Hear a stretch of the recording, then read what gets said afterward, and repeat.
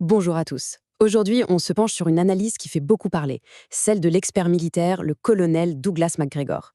C'est une vision assez radicale et parfois controversée de la montée des tensions entre Israël et l'Iran. Et d'emblée, le ton est donné.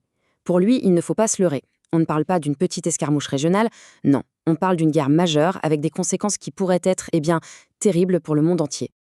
Alors, qu'est-ce qui se cache derrière cette analyse? On va creuser ça ensemble. On va regarder de plus près les raisons profondes de ce conflit, les dangers qu'il représente et surtout l'impact économique que ça pourrait avoir. Bon, premier point, le conflit lui-même. D'après le colonel MacGregor, la plus grosse erreur, celle qui pourrait vraiment tout faire basculer, c'est de sous-estimer l'Iran, et pas qu'un peu. Il faut bien comprendre, dans cette analyse, l'Iran n'est pas vu comme un régime sur le point de s'effondrer. C'est tout le contraire. On parle d'une civilisation vieille de presque 3000 ans, une puissance qui peut encaisser des coups durs et qui, selon lui, ne lâchera jamais sa souveraineté. Elle serait prête pour une guerre longue et destructrice. Cette phrase, elle est assez directe, n'est-ce pas? Pour l'analyste, c'est l'illustration parfaite d'une erreur stratégique monumentale. Une erreur qui ne serait pas seulement une question de sécurité nationale, mais qui serait guidée par d'autres forces, bien plus complexes. Justement, parlons-en de ces forces.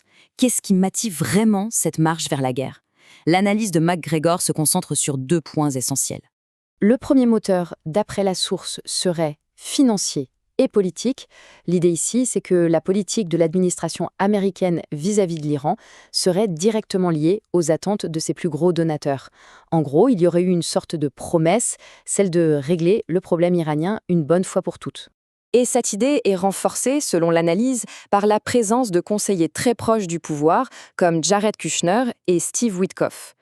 Ils sont vus par beaucoup, et c'est ce que rapporte MacGregor, comme agissant avant tout pour défendre les intérêts israéliens. Et ça nous amène directement au deuxième grand moteur de ce conflit. Et ce deuxième moteur, c'est une vision stratégique qui daterait de plusieurs décennies, le fameux projet du Grand Israël. Alors de quoi s'agit-il exactement? D'après la source, c'est un plan avec deux facettes. D'un côté, l'idée d'une expansion territoriale massive au Moyen-Orient. Et de l'autre, l'objectif d'asseoir une domination régionale totale, sans partage, pour Israël. Et quand on parle d'expansion, les territoires mentionnés dans l'analyse sont assez vastes. On parle de morceaux du Liban, de la Syrie, de l'Arabie saoudite ou encore de la Jordanie et de la péninsule du Sinaï. C'est un projet immense et d'après cette lecture, un seul pays représente un obstacle majeur. Et cet obstacle, bien sûr, c'est l'Iran. C'est là que tout se noue. Dans cette logique, attaquer l'Iran ne serait pas juste une question de défense. Ce serait une étape indispensable, en quelque sorte, pour que ce grand projet stratégique puisse voir le jour. Cette quête de suprématie nous amène logiquement à la question la plus effrayante qui soit. La réponse, selon l'analyste, est oui. Le risque est réel, et il viendrait d'un changement complet de paradigme dans la stratégie iranienne. Historiquement, et malgré tout ce qu'on a pu entendre, l'Iran a toujours, selon MacGregor, évité de franchir le pas de l'arme nucléaire. Mais aujourd'hui, la donne aurait changé. Face à la pression, les dirigeants actuels commenceraient à penser que l'arme nucléaire est en fait leur seule et unique assurance-vie contre une intervention extérieure. Et cette conclusion est vraiment glaçante. Parce que si l'Iran pense ça, d'autres pays aussi. La grande leçon de cette période, pour de nombreuses nations, serait la suivante. Sans l'arme nucléaire, on est à la merci des grandes puissances. Et ça, c'est une incitation terrible à la prolifération. Mais les conséquences ne seraient pas que militaires. Loin de là. L'analyse brosse un tableau très sombre des retombées économiques. Une véritable onde de choc qui pourrait mettre l'économie mondiale à genoux.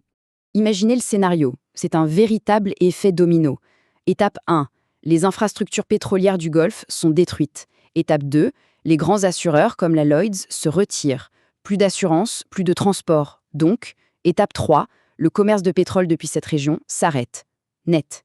Et la conséquence ultime, le système du pétrodollar, sur lequel repose une grande partie de l'économie mondiale, s'effondre, ce qui accélérerait la dédollarisation à une vitesse folle. Il faut voir que pour l'analyste, la fin du pétrodollar est déjà en marche. Des puissances comme la Russie ou la Chine travaillent activement à commercer avec leur propre monnaie. Un conflit dans le Golfe ne ferait qu'appuyer sur l'accélérateur de manière spectaculaire, surtout pour un pays comme la Chine qui dépend à 50% du pétrole de la région. Alors, face à ce tableau quasi apocalyptique, est-ce qu'il y a une sortie de crise possible? Eh bien, l'analyse propose une voie très claire, une sorte de plan d'urgence en 3 temps pour éviter la catastrophe. Premièrement, un arrêt unilatéral des attaques. Deuxièmement, un retrait des forces militaires à une distance de sécurité.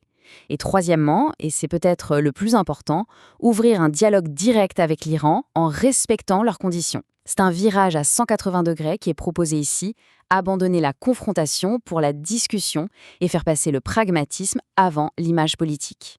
Et tout ça nous laisse avec une question de fond, une question qui bouscule un peu nos certitudes. Dans ce nouveau monde qui se dessine, où les équilibres changent, est-ce que la force militaire est encore la réponse à tout, ou devient-elle obsolète? C'est sur cette interrogation qu'on va se quitter. Merci d'avoir suivi ce décryptage.